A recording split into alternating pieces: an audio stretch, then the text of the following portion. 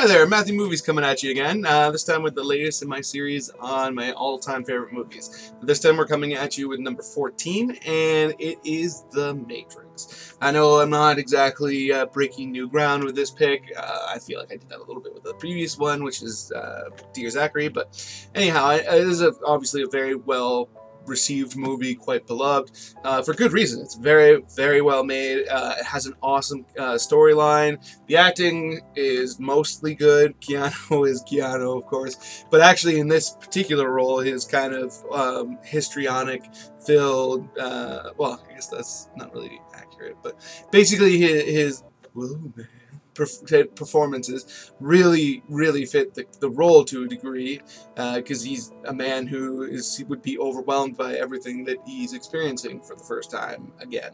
I absolutely love this movie. I talked about In the Mouth of Madness earlier, another one of my all-time favorite movies, and I feel like the two movies have a lot in common. Where if you're watching this and you didn't watch that one, and you have any interest in movies that are kind of reality bending like The Matrix was, please check it out, because it's an underseen and undervalued movie that, in my opinion, that is just fantastic and has a lot of similar themes to The Matrix, but just has more of a horror bend to it. But it's much more intellectually stimulating than a lot of horror movies are. So just if you haven't seen that movie or you haven't watched that video, or both, please check them out. I absolutely love that movie. But anyway, so I'm not gonna go over the plot of the movie all that much. I feel like if you don't know what The Matrix is by now, that seems a little silly. But the thing that I just loved about the movie is when I walked out of it, I mean, it's got everything, right? Like, the action's amazing.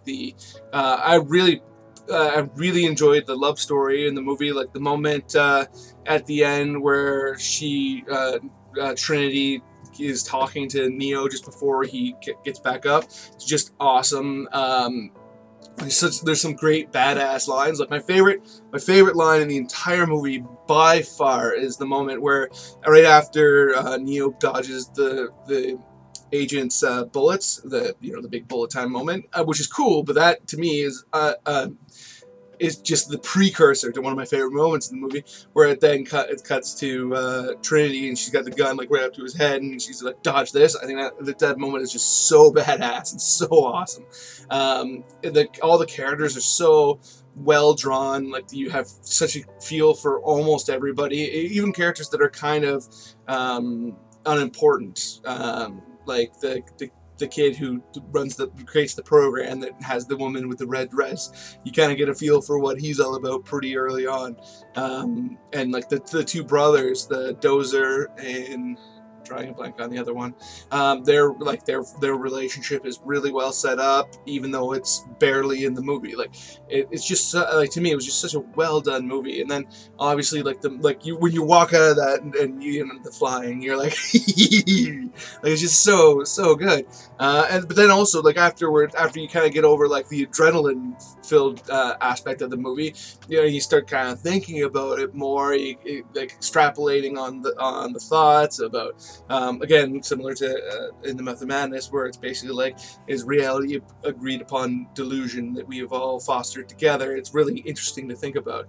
I'm not one of these people who walk down the movie and were like, man, maybe we are in the Matrix. Like, I think that's a bunch of hogwash. But it's really interesting to think about the nature of reality and how the facts of the world are, pretty well in flux from any year to the next as just new discoveries come into play. But yet we treat them, all these ideas, like as if they're absolute, even though at any given moment new information can be gathered that at the very least puts a new angle on what we believed to previously be true. I mean, one of the best examples being that people thought the world was flat, or that the sun revolved around the earth, stuff like that. So it's really kind of thought-provoking when you get out of the movie too. So I mean, I absolutely love this movie. I think it's fantastic. Unfortunately, the sequels, I think, are pretty crappy.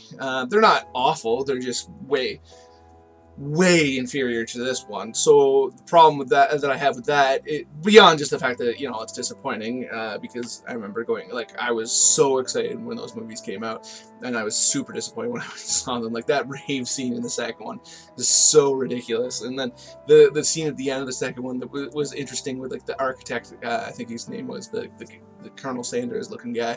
That was interesting, but it really muddied the water and really took away a lot of what was so cool about the first one to a degree.